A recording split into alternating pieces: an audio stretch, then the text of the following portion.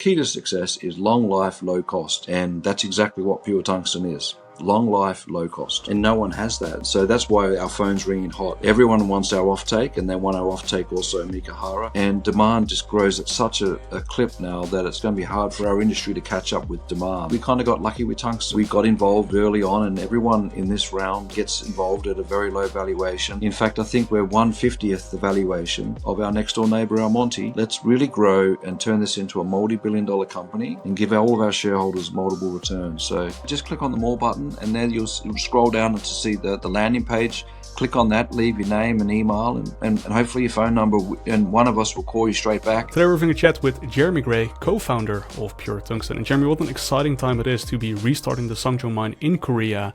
I believe first shipment set quite imminently. First shipment end of July, Stein, as our CEO Tiger Kim predicted. You've been to site, you've seen Ssangjon. It's a world-class, long life tungsten mine coming on at the perfect timing with this tungsten market now at all-time highs. It is really an exciting time from that perspective. So before we dive into all the details about what your assets are, perhaps we can just give a short overview to anyone who might not be familiar to Pure Tungsten, what the company is really all about. It's all in the name. We only do tungsten, and we're on track to becoming the largest Western world producer by the end of 2027, with two world-class mines, obviously Ssangjon, which is now commissioning at the end of July, and also our Mikahara mine in Tajikistan that you've also visited. That is a very rich, high-grade mine that was last operated by the Russians in the early 70s.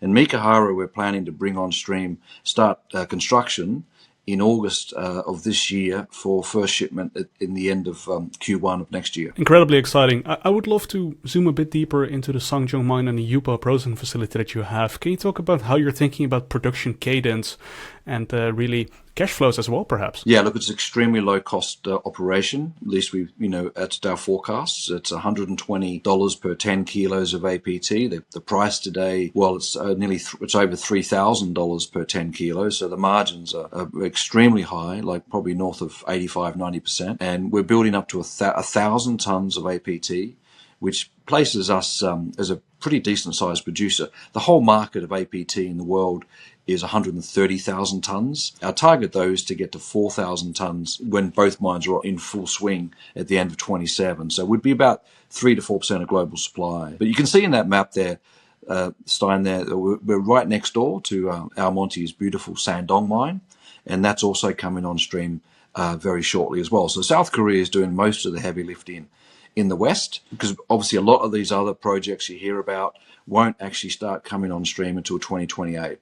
So there's really just very few mines, almost no new supply in tungsten in the West in the next 2 years. Yeah, it's incredible. And the timing just seems ripe for the taking. Like you outlined earlier, $120 a cost per 10 kilograms. Well, the current price of that here in the harbor in Rotterdam is around 3,000. So the margins are in the 95% range. Yeah, look, and a lot of people will go, oh, it won't stay there. But I think it might even go higher, because the demand is just exploding on the upside from AI, from space, but also military use as well is obviously growing dramatically as well in the West, because they've obviously haven't spent any money on military for many, many decades. So yeah, demand is exploding and on the upside, but supply is pretty much flat. And as I said, we're the only one of two mines coming on near term in the industry. Yeah, that is incredible. You shared this tweet with me. I'll quickly pull up the screen, but it outlined that specifically Japan is running out of tungsten T minus 19 days, when this was posted 6 days ago. So on the time of recording, 11 days till between when Japan is set to run out of tungsten. It's quite a dramatic announcement, that, isn't it? That's actually an official announcement by the suppliers of tungsten hydroxyfluoride. Basically, China's obviously stopped exporting. They're 80% of the world market. Russia and Vietnam are about another 15. So yeah, without China supplying, the Japanese are in a very serious situation. So, this is just one of, I think, many examples you're going to see going forward of how, they're running out of tungsten. And that's why the timing of our mine is so perfect. It could not be better. And I think the market's going to just keep going up. Yeah, and tungsten hexafluoride kind of put me on a research bender. Apparently it's a precursor to deposit tungsten into silicon wafers. And the bigger a chip becomes, or the more complex it becomes, the more interconnecting layers you need between the silicon, which is where this shines. So just, another angle of where tungsten is so critical to our daily lives and we don't even notice it. Yeah, it's so critical, and definitely in the semiconductor, the AI industry. It's huge in the AI semiconductor market, and also huge in space. And you need to have security of Western supply, and no one has that. So that's why our phone's ringing hot. Everyone wants our offtake, and they want our offtake also Mikahara. And I can see why the market's just really in a bad way in terms of new supply. Do you think that's a trend that will continue, where these end users of tungsten will continue to go down the chain, or up the chain rather, and really try to secure some long-term supply? Well, these are big companies, they're $3 trillion market caps, and one of the key elements to their success is tungsten, and you see it. I'm absolutely convinced we're going back to that era. That used to be the case in the 50s in the German conglomerates. Do you remember they did all that and because of security of supply? And let's take a step back. Why is tungsten so tight? And it's really because the market was in a 40-year bear market. Like our beautiful Ssangjon mine closed in the early 80s. Most of the mines in the West closed. So there's been no investment in tungsten for 40 years when demand just suddenly took off. And you're seeing the same thing on a smaller scale in antimony, same thing in tin. But tungsten is the leader of the pack. And I guess that's also where this low-cost model that you have with on-site beneficiation, but also the UPO processing plant, the flexibility in upgrading, it really allows you to have a low-cost product, which also provides resilience all throughout the cycle. So even if you're not a long-term tungsten bull, if you want exposure to tungsten, a low-cost producer will be the place to start looking. Well, when we started talking with Tiger, because look, the merger between Pure Tungsten and GBI Korea, which is now complete, that took 9 months. And as a side note, it's actually the first ever merger of a Western mining company with a Korean mining company where the major shareholder is Korean. Took 9 months of Korean lawyers, but we're very proud of that. And when we started talking with Tiger about the merger 12 months ago, the price was $40,000 a ton. And now it's 300,000. So, luck favors the brave. A lot of people backed us early on, and we really appreciate all their support. And yeah, the market now is just in a great shape, and we could not be. Pure Tungsten, I think, is going to, when it lists later this year, it's going to be $1 billion plus market cap. Certainly incredibly exciting future. So how are you thinking about production the next couple of months? First shipment of concentrate, hopefully end of July. What kind of tons per annum do you hope to end up for example, 2027? And how does the path to get there look like for the rest of this year? Yeah, so at the moment, the only production which starts in July, end of July, will be Ssangjon in South Korea. And that's really a huge milestone and tremendous credit to Tiger and the whole team. I tell you, the Koreans, they work hard, don't they, Stein? You've been to Korea. These guys, they don't muck around. They really work hard, and they always deliver on time. So that's 1,000 tons. I think it won't hit 1,000-ton run rate until the end of the year, but that should do 1,000 tons in 2027. And then we expect 1,000-ton run rate from the tailings at Mikahara, just reprocessing extremely high-grade tailings. You saw the tailings. You should show the video of these really high-grade 0.4% tails that many mines in the West would dream of having 0.4%. So that will do another 1,000 tons. But really the big change for us is when you expand Ssangjon further and also reopen Mikahara underground mine. That is a 1% mine, super high grade, one of the highest grade, richest tungsten big ore bodies in the world. So that's, I think you get to 4,000 by the end of 28. So, which is a huge number, right? I mean, that's a massive number. And perhaps this is also a great time to try and put that grade into context, because the tailings found at Makura are 0.4%, which is already high compared to the globe. And like you outlined, if you're able to go underground there, that might just be the highest purity tungsten mine in the world, isn't it? So you do hear some mines claiming to be 2%, 3%, but they're very skinny, narrow vein. The average grade of the industry is 0.2 or 0.25. Ssangjon's 0.45. And Mikahara is over 1% for the underground. And importantly, the underground there, we think, it was drilled out by the Russians after the mine closed in the 70s for 4 years. So the team are basically collating that and going to do a whole new resource statement, which should be significant. So, yeah, really, these are two world-class assets. And the key to build a multi-billion-dollar company, as you know, Stein, is have world-class mines, right? It's pretty simple. Very low-cost structure and long life. I remember in the old days when I used to work at Credit Suisse and Morgan Stanley in the 90s, Rio Tinto in London Bob Wilson would always get up as a chairman then, would always say the key to success is long life, low cost. And that's exactly what Pure Tungsten is. long life, low cost. Long life, low cost, well understood. Perhaps we can also try to translate this a bit into free cash flow. I understand modeling Makura might be a bit hard at this stage. So just focusing on Ssangjon, at those costs, what types of free cash flow could this mine generate at that 1,000 tons per annum that you hope to achieve? Well, Stein, let's use a more conservative number, say $200,000 per ton. The current price is over $300,000. Then the margin for Ssangjon would be well over $185,000 a ton. So if you're doing 1,000 tons and you get 65% price participation, you're going to make well over 100 million US EBITDA next year from Ssangjon alone. And the current round values Pure Tungsten at exactly that in US dollars. So yeah, we're trading basically on a PE of 1, a PE of 1, probably less. And of course, it also shows the leverage to the tungsten price, because as the tungsten price, expands, all of that price appreciation goes to the bottom line almost directly. Yes, absolutely. It's a beautiful business when it works, right? And what I love about tungsten, as I've said before, is most of our competition won't be coming onto the market until 28, 29, 30. So we have this one window of 2 years to make super profit.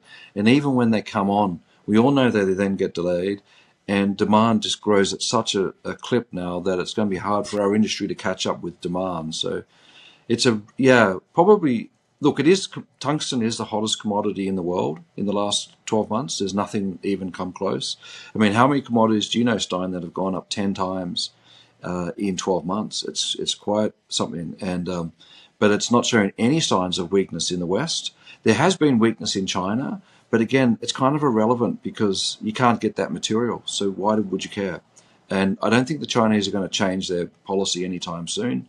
They don't need to. They're happy to have lower prices in China and happy that we have to pay a lot more in the West. So it's we're a really intriguing dynamic right now. Certainly, and that weakness in Chinese prices might exactly be the purpose of those export controls that they have, to secure that their industry continues to flourish and, make sure that we don't. Well, look, in the old days, China used to, and this is just basically why everyone in the industry shut in the 80s and the 70s, China used to flood the market with very low cost supply. And the price collapsed, and everyone's haunted by that. Everyone thinks, they're going to do it again, and they haven't done it in 10 years, and I don't think they're going to do it again even anytime soon, because their mines are also in decline, and tungsten is of strategic importance to them as well. Why would Chinese sell tungsten to the West and to make bullets to then attack them? Why would the Russians sell tungsten to the West to make bullets to attack them? So, it's a really important strategic element, and that's why South Korea is so well set up now to be a major player. Yeah, and like you outlined, tungsten goes into everything. It goes into ammunitions, space travel, even other use cases like electronics nowadays. So it's literally used for everything. Everything, and drill bits massive is also, but yeah, the dynamics are fantastic, and really excited about Pure Tungsten, Stein. This is as you know, we have 5 other companies, 4 gold mines and 1 royalty group, and I just want to thank everyone for their amazing support of our 6 companies. Liver Gold's listing on July the 2nd. You've been to Liver in Finland. That's going to be a 6 to 7x for shareholders on the first day of listing. Gold Road, you've been to Gold Road in Arizona. That's also listing on the 2nd of July. On the 1st of July, they're first out of the gate. Well done, Svein Harold, for being first. That's going to be at least a 6x for those who participated in that round. Tucano Gold, again, you've been to Tucano. That's listing middle of July. Jefferies, BMO, and Canaccord have that mandate on the TSX.